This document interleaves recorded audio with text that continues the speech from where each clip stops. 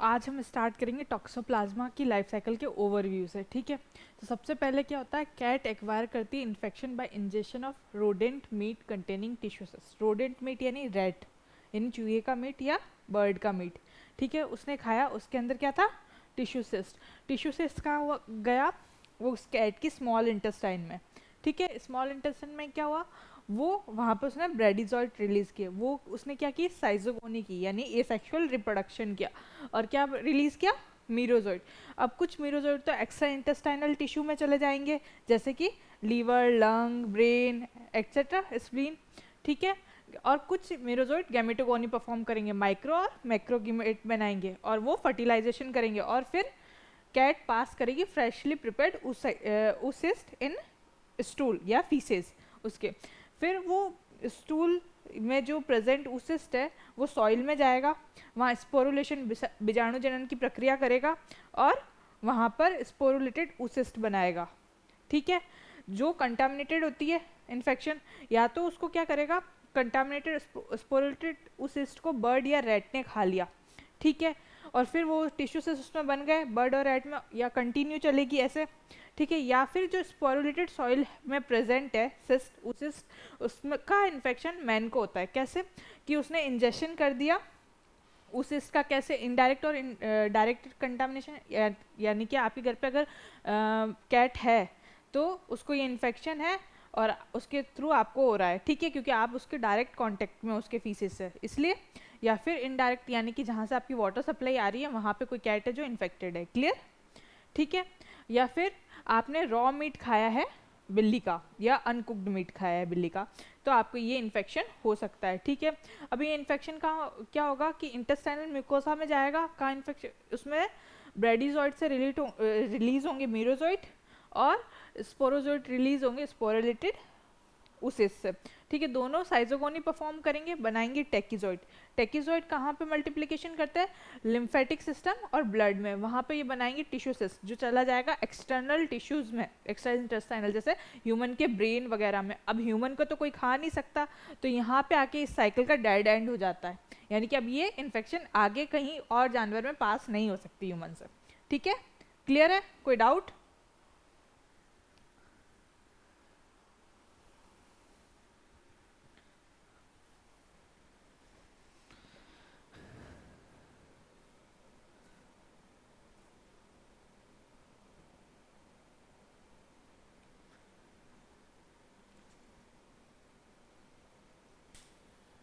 अब अपन पढ़ेंगे पैथोजेनेसिस।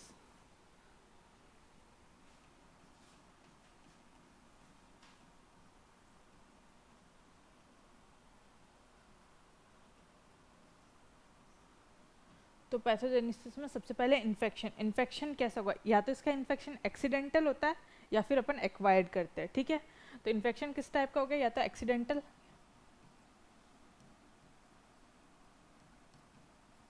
या फिर आपने एक्वायर्ड किया infection.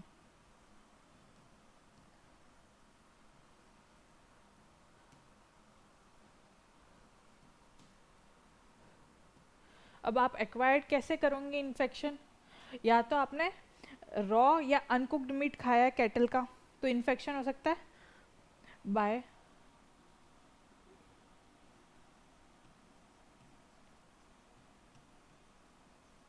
Contaminated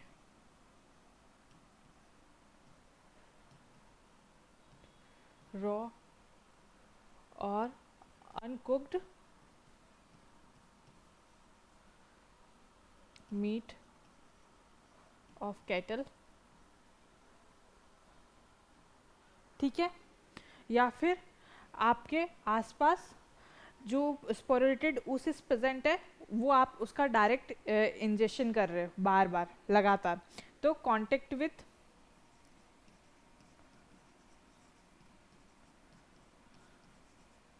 cat faeces and subsequently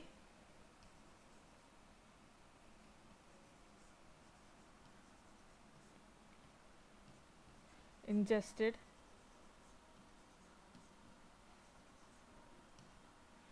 sporulated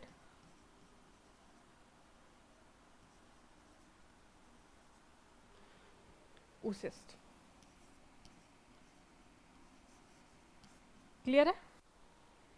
या फिर आपको मदर टू फीटस इन्फेक्शन आया यानी कंजेनाइटल, यानी आपकी मतलब प्रेगनेंसी के दौरान ये इन्फेक्शन, मतलब एक तो फीमेल को पहले इन्फेक्शन हुआ, फिर वो प्रेग्नेंट हुई, उस दौरान या तो ये क्लिनिकल था या फिर एसिम्टोमेटिक था, उससे इन्फेक्शन मदर्स टू फीटस जाता, तो ये कंजेनाइटल इन्फेक्शन भी हो सकता है।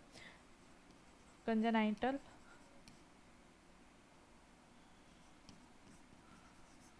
इन्फेक्शन यानी कि मदर टू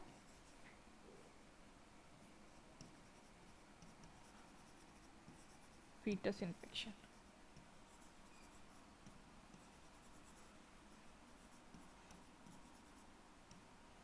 ठीक है, या फिर बहुत रेयर कंडीशन में ब्लड ट्रांसफ्यूजन होता है, उसके थ्रू भी इन्फेक्शन हो सकता है। तो इन रेयर कंडीशन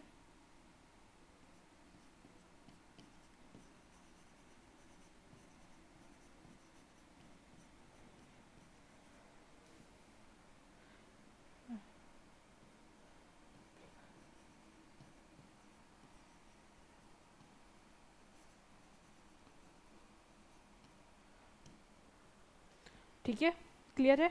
तो ये 4 तरह से इन्फेक्शन होता है, और इन्फेक्शन कहाँ पे जाके कॉज होगा, तो इंटेस्टाइन की एपिथीलियम में।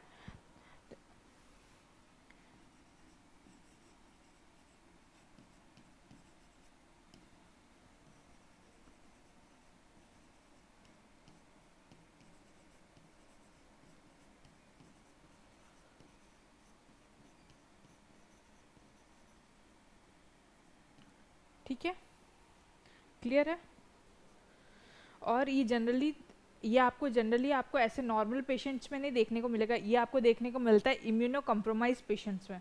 तो ये डिजीज आपको किस में देखने को मिलेगी? जो इम्यूनो सप्रेसेंट है या immuno compromise, mostly scene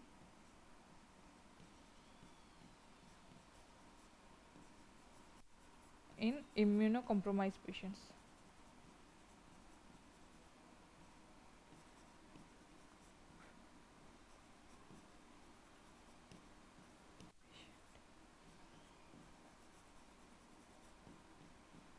clear?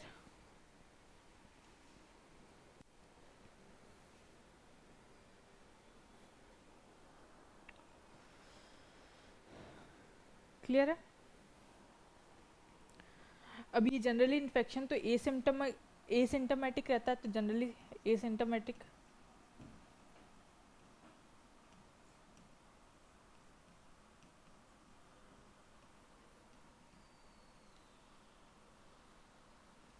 Generally asymptomatic.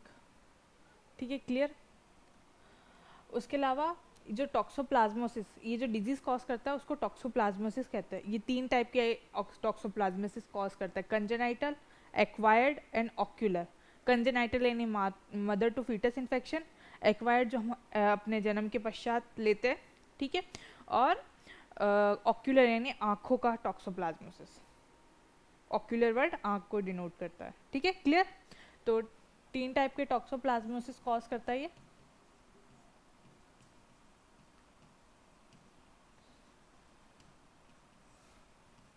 First है कंजेनाइटल,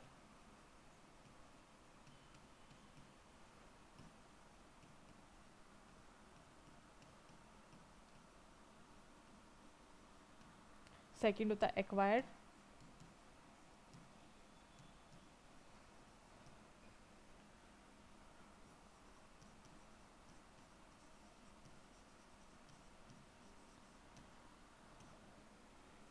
और थर्ड होता है ऑक्यूलर।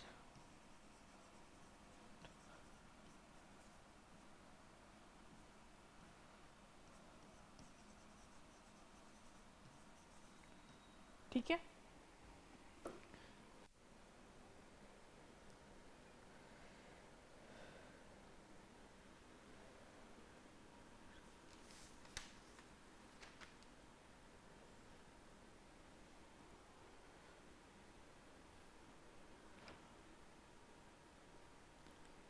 ठीक है, तो हम फर्स्ट कंजेनाइटल टॉक्सोप्लाज्मोसिस के बारे में पढ़ेंगे।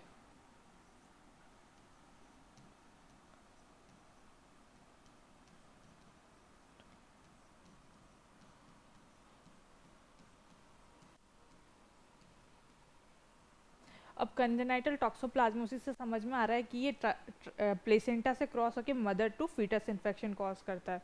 तो ये कॉज करता है ट्रांस प्लेसेंटली।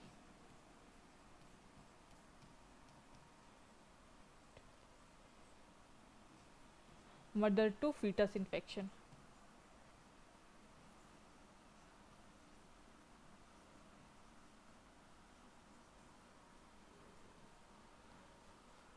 क्लियर। दूसरा, ये या तो प्रेगनेंसी के दौरान हो सकता है या प्रेगनेंसी से पहले हो गया और आपको पता नहीं था, आप एसिम्प्टोमेटिक थे, बट प्रेगनेंसी के दौरान या तो इसमें सिम्टम्स आने लगे या एसिम्प्टोमेटिक है, दोनों कंडीशन में ये आपके mother to foetus infection proceed होगा। ठीक है, क्लियर।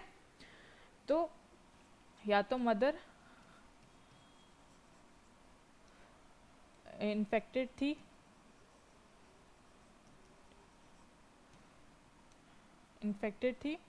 ड्यूरिंग प्रेगनेंसी,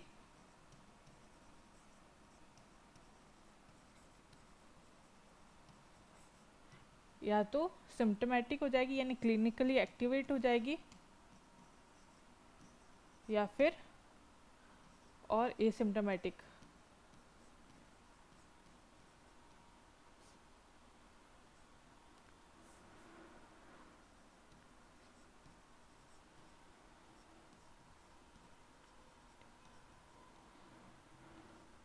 ठीक है, क्लियर। और दूसरा, ये मदर के जब ये प्रेगनेंसी का टाइम चल रहा था तो कौन से टाइम में ज़्यादा फेटल होता है, तो 25% केसेस जो फेटल होते हैं जो फर्स्ट ट्राइमेस्टर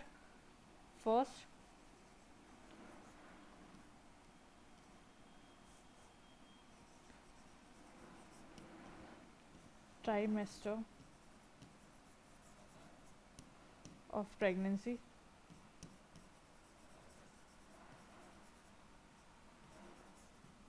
ठीक है, 25% केसेस जो आते हैं फर्स्ट ट्राइमेस्टर में आता है और 65% जो केसेस आते हैं वो थर्ड ट्राइमेस्टर ऑफ प्रेगनेंसी में आएंगे और ये फेटल कंडीशंस होती है। ठीक है, क्लियर। अब इसके सिम्टम्स आएंगे, अगर अगर बच्चा पैदा हो गया है तो उसमें सिम्टम्स क्या क्या आएंगे। ठीक है,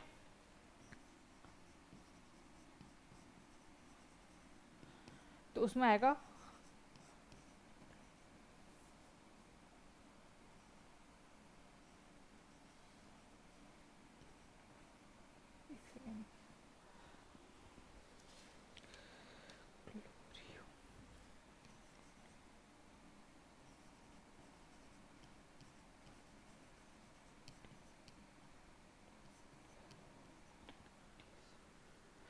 क्लोरियोरेटिनाइटिस।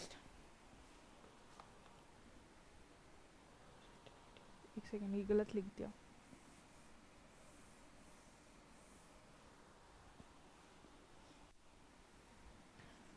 कोरियो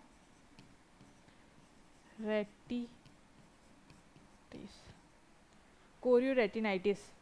कोरोइड और रेटिना की लेयर पता है, रेटिना होती है ना आंखों में और कोरोइड लेयर होती है ना, उनका इन्फेक्शन को बोलते हैं कोरियोरेटिनाइटिस। ठीक है, क्लियर। एक इसमें आता है हिपेटो स्प्लीनोमेगैली,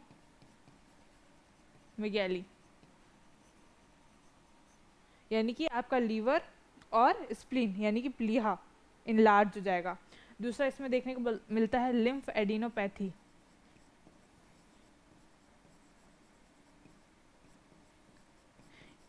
यानी कि जो आपका लसिका तंत्र है वो इनलार्ज हो जाएगा। एक इसमें मिलता है माइक्रोसिफेली,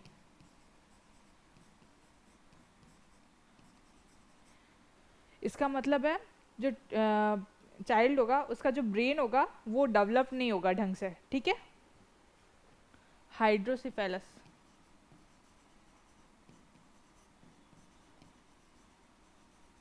यानी कि जो बच्चा है उसके जो ब्रेन है उसमें वाटर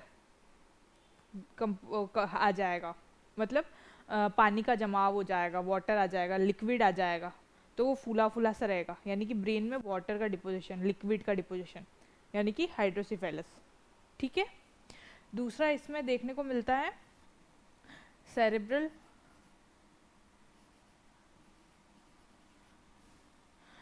कैल्सिफिकेशन,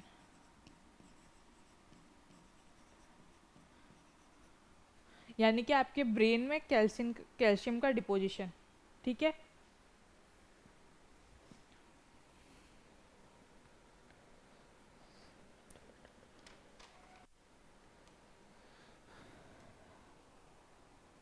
अब दो चार और सिम्टम्स है, जैसे ब्लाइंडनेस यानी कि दिखाई नहीं देगा, और डिफनेस,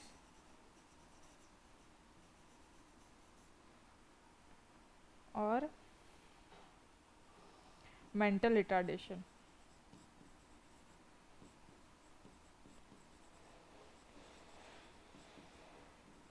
मुख बधिरता सुना है?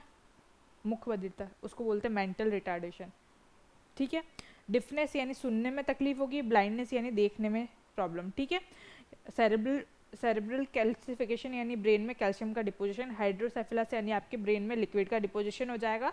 ठीक है, माइक्रोसेफेली यानी कि ब्रेन का ढंग से डेवलपमेंट नहीं हुआ है, लिम्फेडिनोपैथी यानी लिम्फ नोड या जो लसिका तंत्र है उसका इनलार्जमेंट यानी बड़ा हो गया साइज में, हिपेटोस्प्लिनोमेगैली यानी कि लीवर और स्प्लिन की साइज बड़ी हो गई है, कोरियो रेटिनाइटिस यानी कि कोरोइड लेयर और रेटिना लेयर का infection. Clear?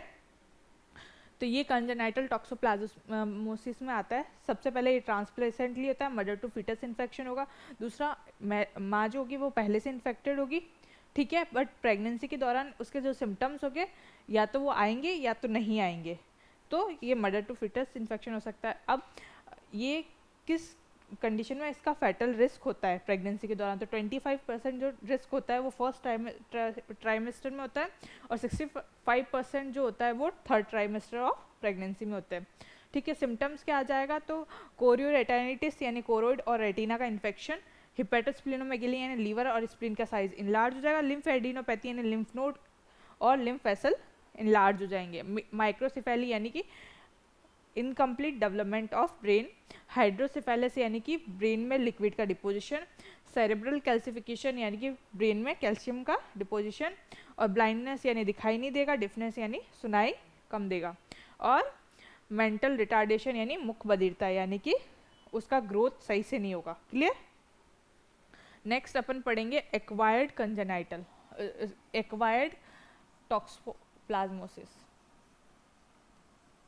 Acquired toxoplasmosis.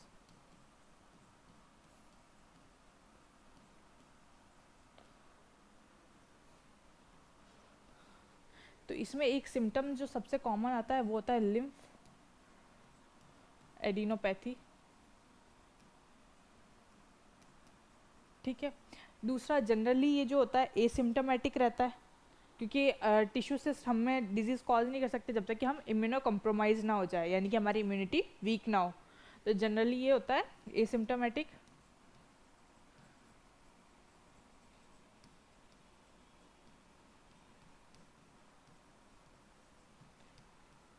Disease किस में कॉज करेगा, तो इम्यूनो कॉम्प्रोमाइज़ में।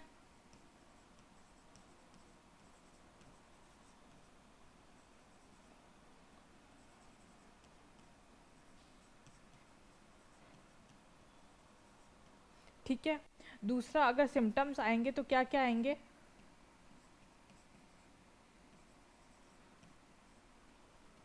फीवर होगा, हेडेक होगा,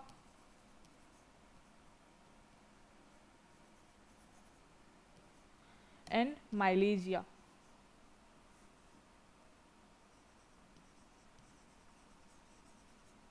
और उसके साथ आ सकता है स्प्लिनोमेगैली।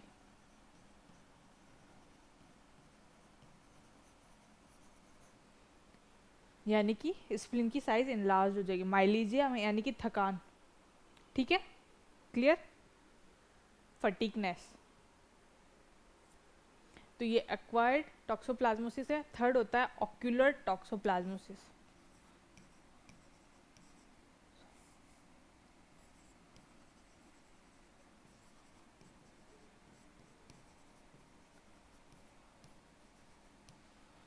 उसमें या तो यूवीआइटिस हो सकता है,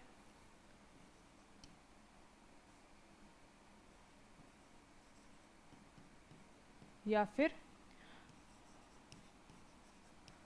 कोरियो रेटिनाइटिस।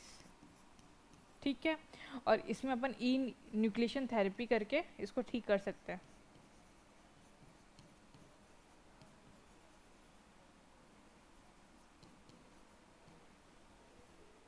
ठीक है, क्लियर।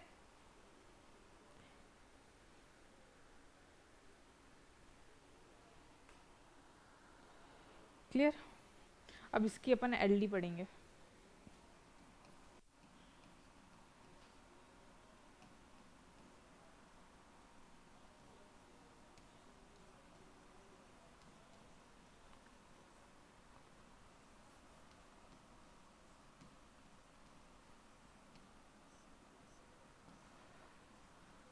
तो लेबोरेटरी डायग्नोसिस में सबसे पहले स्पेसिमेन क्या लेंगे, ठीक है।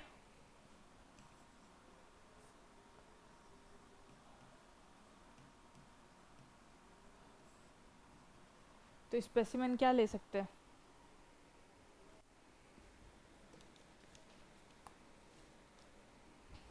स्पेसिमेन क्या ले सकते हैं? ब्लड, ब्लड ट्रांसफ्यूजन से हो रहा है तो ब्लड ले सकते हैं।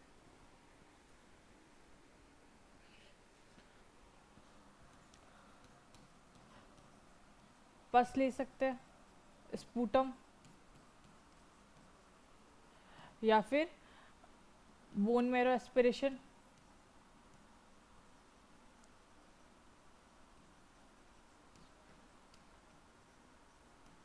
सीएसएफ ले सकते हैं, ब्रेन में जाता है ना टिश्यू सिस्ट,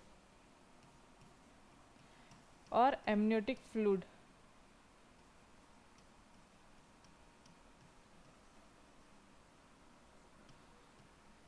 ठीक है, क्लियर। एमनियोटिक फ्लूइड क्या होता है?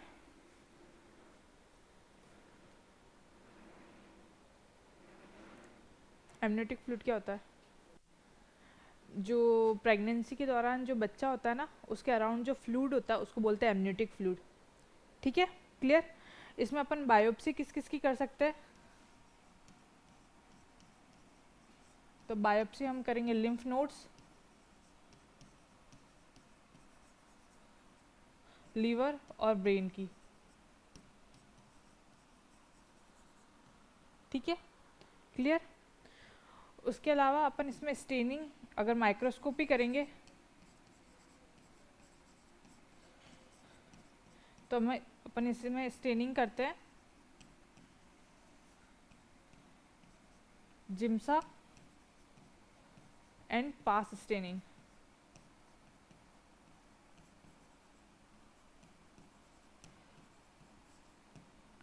अब जिम्सा स्टेनिंग करेंगे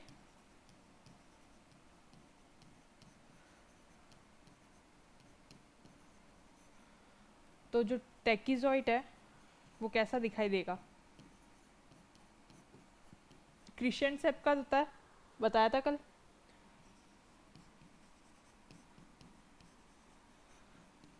दूसरा उसका साइटोप्लाज्म ब्लू कलर का दिखेगा, और न्यूक्लियस डीप ब्लू कलर का। अब अगर पास स्टेनिंग करेंगे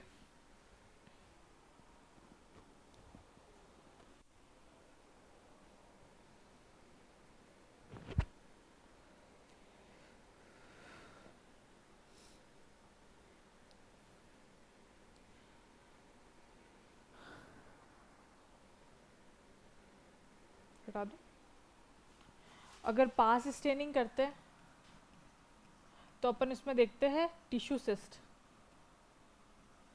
क्या देखेंगे? Tissue cyst. अब जो टिश्यू सिस्ट है, जो पैरासाइट होगा वो तो डीपली स्टेन होगा, बट जो उसकी सेल वॉल होगी वो वीकली स्टेन होगी। ठीक है, तो इसमें पैरासाइट जो होगा डीपली स्टेन होगा, एंड सेल वॉल जो होगी इसकी पैरासाइट की वो वीकली स्टेन होगी।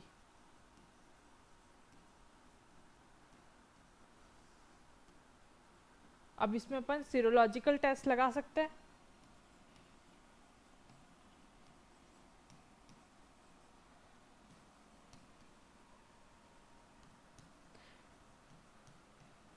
सीरोलॉजिकल एग्जामिनेशन में कौन कौन सा लगाएंगे? तो फर्स्ट लगाएंगे अलाइजा। अलाइजा का फुल फॉर्म इम्यूनोसॉर्बेंट एसे, ठीक है। दूसरा अपन लगाएंगे IFAT, यानी कि इनडायरेक्ट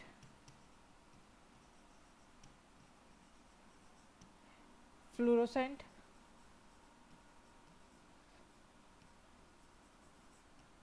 एंटीबॉडी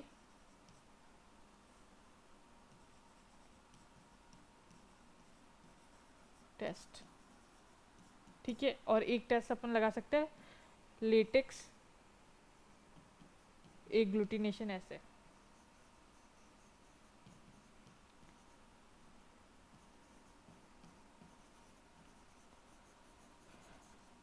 ठीक है।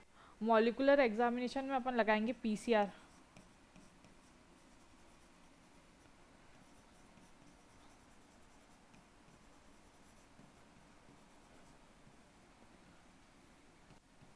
PCR की full form polymerase chain reaction, ठीक है। उसके अलावा अपन स्कैनिंग भी कर सकते हैं।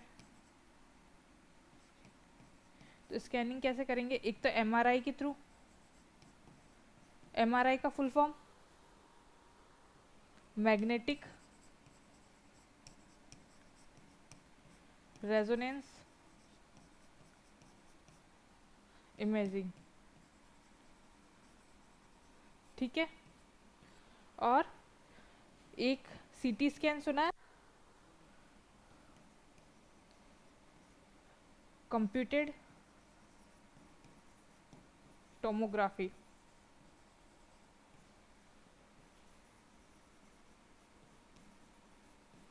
और थर्ड अपन लगा सकते हैं इसमें अल्ट्रासाउंड।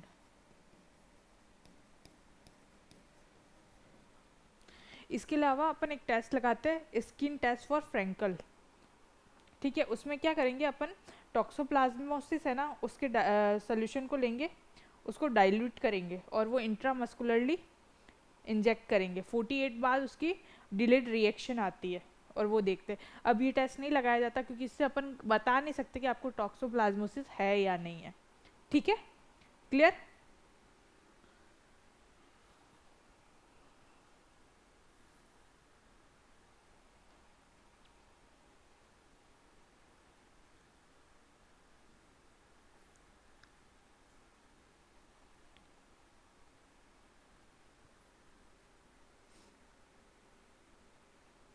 क्लियर? अब इसका ट्रीटमेंट,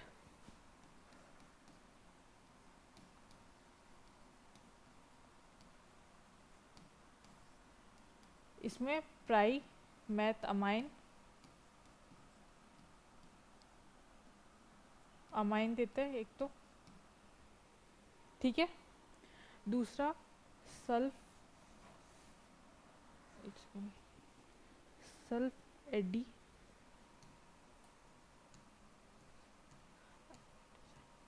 विथ फॉलिनिक एसिड, यानी कि दो दवाई देंगे, एक तो सल्फ एडिजाइन और विथ फॉलोनिक एसिड या फिर प्राइमेथ अमाइन देंगे, ठीक है। क्लियर? फिर इसका प्रोफाइल एक्सेस,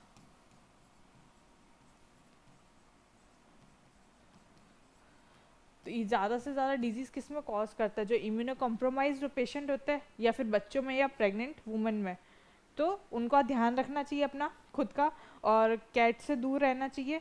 तो इंडिविजुअल रिस्क होता है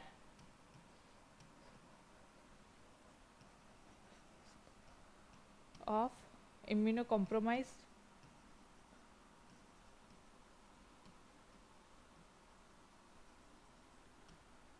patient, children,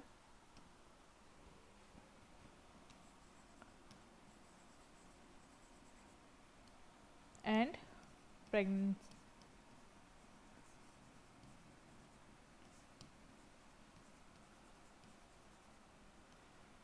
avoid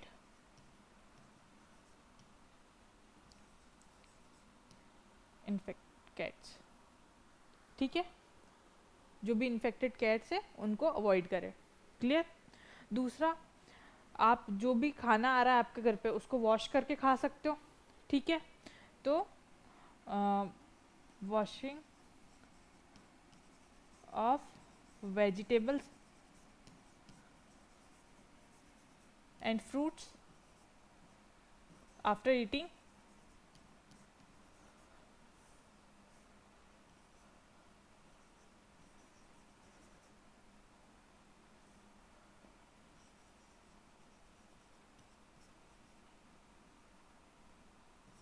after eating, यानी खाना खाने से पहले, बाद, सॉरी, बिफोर, बिफोर ईटिंग,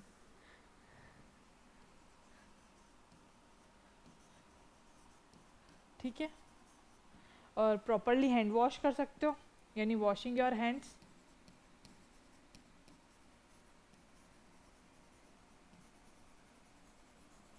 ठीक है।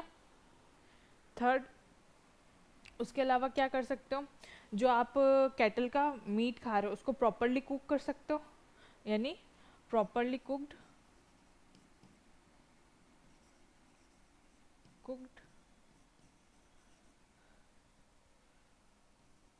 मीट ऑफ कैटल,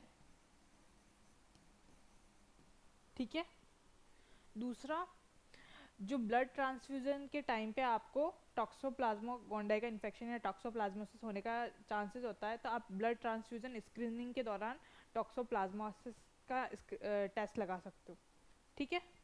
तो ड्यूरिंग ब्लड ट्रांसफ्यूजन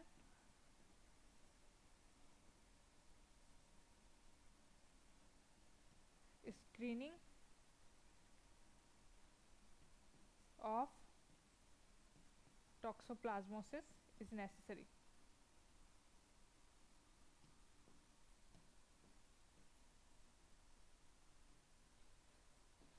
तो आपका ये टॉक्सोप्लाज्मा गोंडाई टॉपिक यहीं ख़त्म होता है।